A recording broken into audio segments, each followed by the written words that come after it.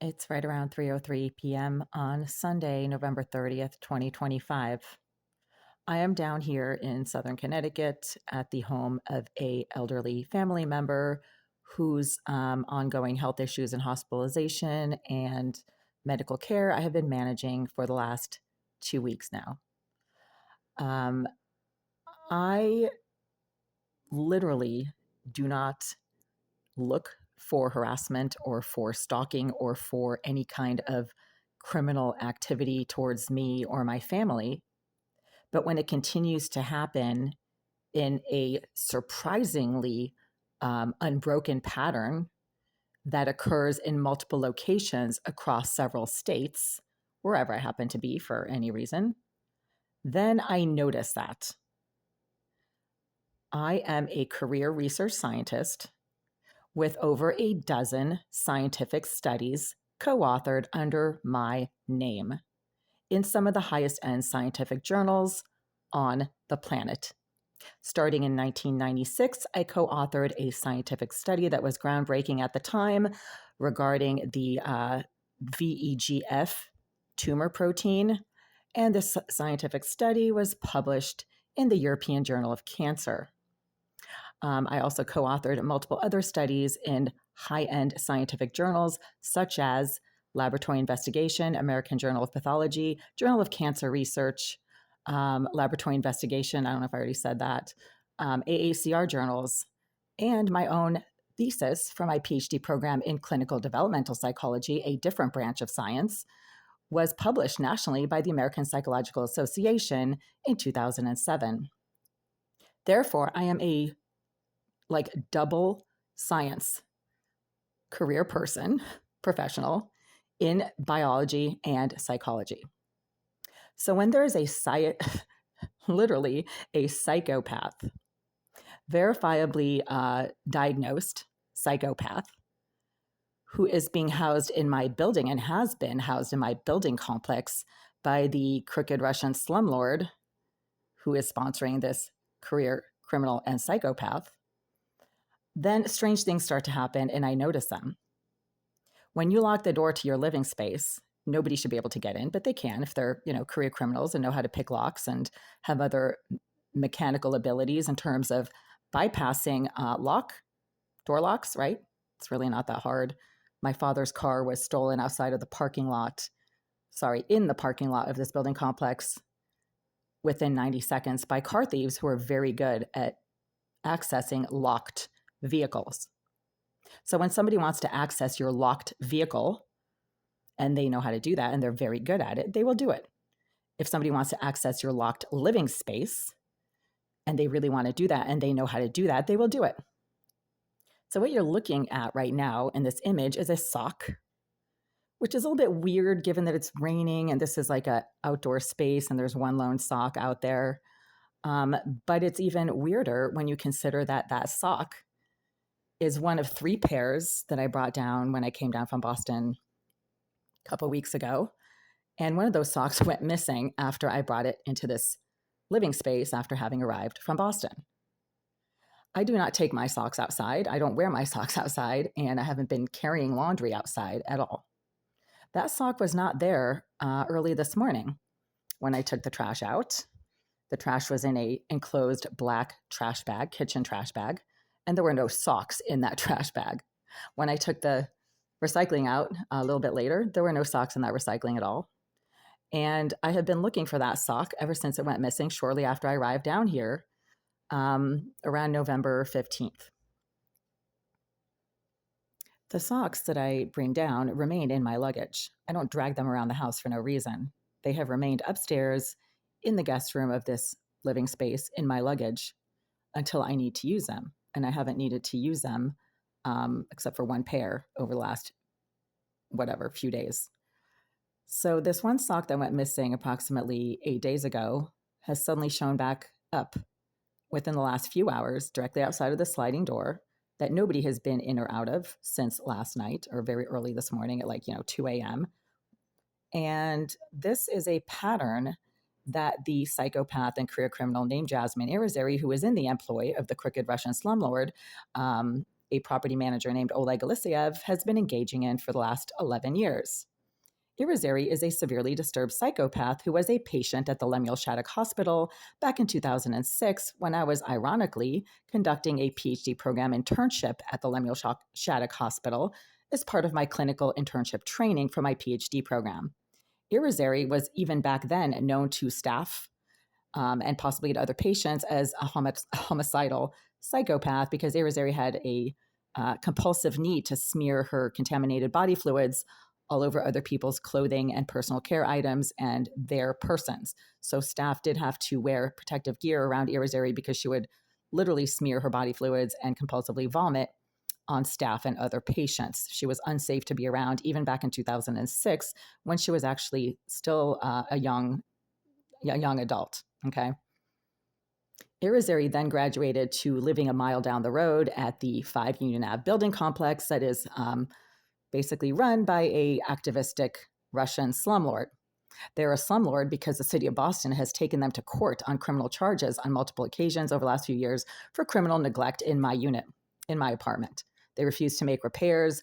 They don't make repairs when required to do so by the Inspectional Services Department, and therefore they're dragged to court by the Inspectional Services Department of the city of Boston on criminal neglect charges. So I can say that they're a criminal Russian slumlord because that is exactly what they are and what they verifiably have been charged with by the city of Boston's Inspectional Services Department on multiple occasions over the last few years. They have been employing a group of activistic criminals, career psychopaths and sex offenders such as Charles Thomas, Jasmine Irizarry, Jason DaCosta, Michael Collins, Mark Collins, other sort of aggressive tenants like Fanny Matchett who leave bags of trash at my door for no reason. I don't interact with these people. I don't know them. I don't speak to them unless I have to say, excuse me, when they're blocking access to the doorways or entranceways of the building.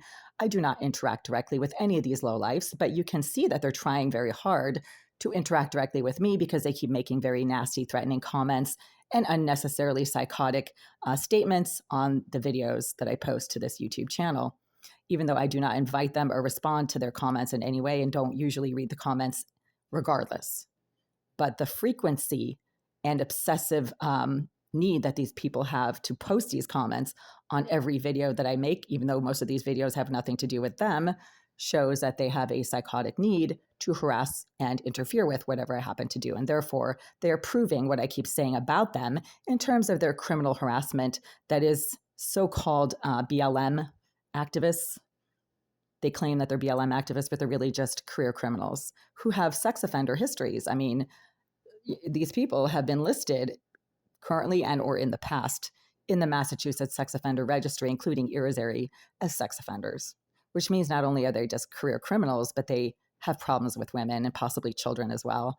Irizarry is a pedophile. So is Mark Collins. Michael Collins is a sex offender and behaves like one and can't leave women alone. I mean, I can only speculate endlessly as to why these people are being housed in large numbers in the building where I live, even though the property manager, who I believe and have every reason to conclude as a sociopath based on his reactions to my concerns about criminal harassment, stalking, aggression, violence, and assaults over the years. This person, instead of assisting in any way, has bragged about what the criminals are doing is exactly what he wants them to do. That is Oleg Alexeyev, the property manager, who literally makes bragging comments about the criminal activities and abilities of the psychopaths that he is housing and reportedly sponsoring in that building. So back to the SOC.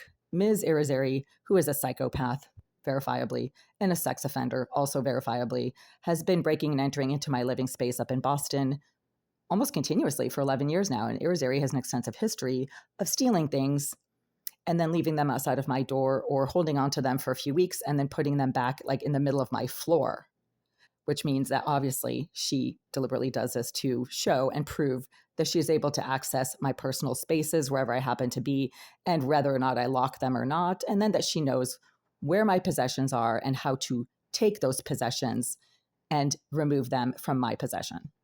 So she has this thing with socks. I have to be careful around my socks because she contaminates them with horrendous, nasty brown stains that have nothing to do with me or anything that I wear or don't wear or walk around in. I have a thing with clean feet. I'm always spraying my socks and my feet down with rubbing alcohol, which is a highly potent disinfectant. And Irizarry seems to know this, and she deliberately goes out of her way to contaminate and soil my socks, especially when they're clean. And she does this on an ongoing basis. Psychopaths are not normal. They're sick and twisted individuals who should be locked up. And why Irizarry is not locked up, I can only take a wild guess at, but I'm assuming it's because she has autism, very visibly so, for anyone who is trained at noticing behavioral anomalies in the persons around them, as I have been. And Ms. Irizarry is very visibly autistic, as well as obsessive, perverted, and generally behaviorally dysregulated. So hence that sock. Ms. Irizarry has bragged that she is getting paid to follow me around and do exactly what I keep observing, noting, and experiencing that she is doing. No two psychopaths have the same exact behavioral thumbprint, right? Nobody behaved like Ted Bundy except for Ted Bundy. Nobody behaved like the Night Stalker except for the Night Stalker. Nobody behaved like Bryan Kohberger except for Bryan Kohberger. Psychopaths are all very disturbed, homicidal, and obsessive, but they all behave in very different and unique ways. They all have different ways of inflicting harm and distress upon persons who they, for some strange reason, choose to target. There is no logic to how a psychopath will target other people. Sometimes they are told to by their handlers, such as Oleg Lisev is obviously sponsoring Ms. Irizarry to engage in harassment towards female tenants who Mr. Lisev has a problem with, and Irizarry is more than happy to do that because she's getting paid or sponsored to do that. That has been verified in multiple comments that both Irizarry and other tenants have made on my YouTube videos. Ms. Irizarry, again, has been stealing things from inside my living space for 11 years, and then she has a pattern of leaving those things at my door or in the middle of my floor weeks later or days later to show me that she can get into my living space, that she knows what I have, and that she can access my personal possessions and mess around with them at any time. The one thing that psychopaths get off on is a sense of power when they are able to do things to harm other people without those people immediately noticing. It sounds strange that Irizarry would travel to another state in order to engage in the same exact pattern of surveillance-based, I'm assuming that this is somehow surveillance-based, stalking, harassment, theft, vandalism, and physical harm now, as she has been doing for 11 years. But because she is a BLM activist, as multiple friends of hers, including Charles Thomas and other commenters on these videos have stated that they are BLM, well, then, of course, they don't know what to do with all the donor funds that are being funneled into BLM by well-meaning donors. We're talking millions of dollars that BLM has no ability to account for because they're just embezzling that money and using it for their own personal hate stalking agendas.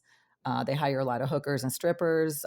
Millions have been spent by BLM activists on peep show workers and sex workers and all kinds of non-legitimate activities. And therefore, they're just getting a lot of money to do whatever the hell they feel like doing.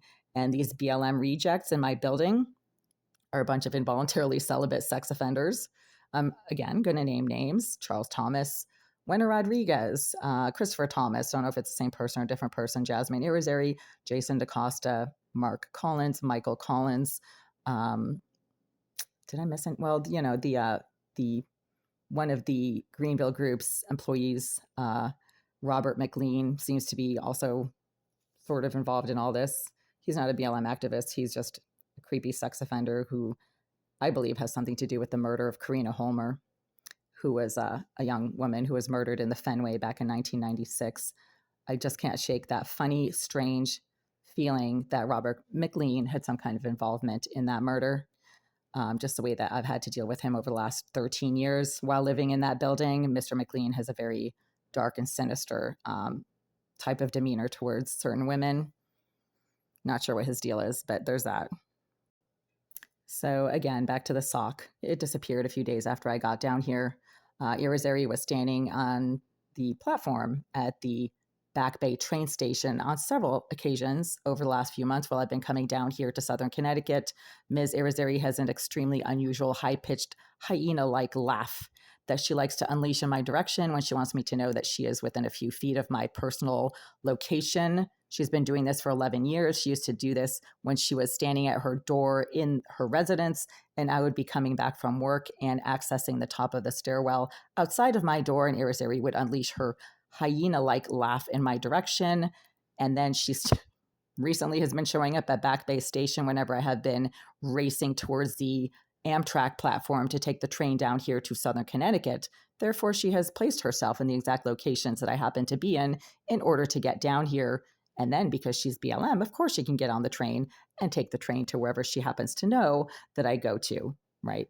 So that's my sock. I haven't seen it in, 10 days. It suddenly showed up within the last few hours outside of this door.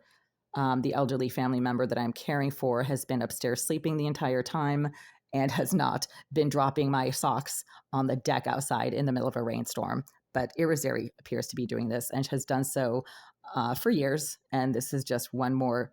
in a long line of ... data points that Irizarry has been providing me with over the last 11 years by engaging in the same exact set of surveillance-based acts of theft, vandalism, physical harassment, physical harm, stalking, hacking, breaking and entering, et cetera, et cetera. And there's my sock, very conveniently placed directly outside of this door within the last few hours by somebody who does not reside in this living space, but appears to be in the area and who has the demonstrated ability to pick locks and enter other people's locked living spaces, and then have knowledge of what they have in their bags and personal luggages, takes those items, vandalizes them, and then a few weeks later, places them back in front of their door or in the middle of their living space, where that is the first thing they will see upon entering that space. And then, of course, that is the point, to inflict distress and some kind of a, power trip kind of message that she knows what you have. She can take your stuff, she can mess with it, and then she can put it back without you noticing immediately.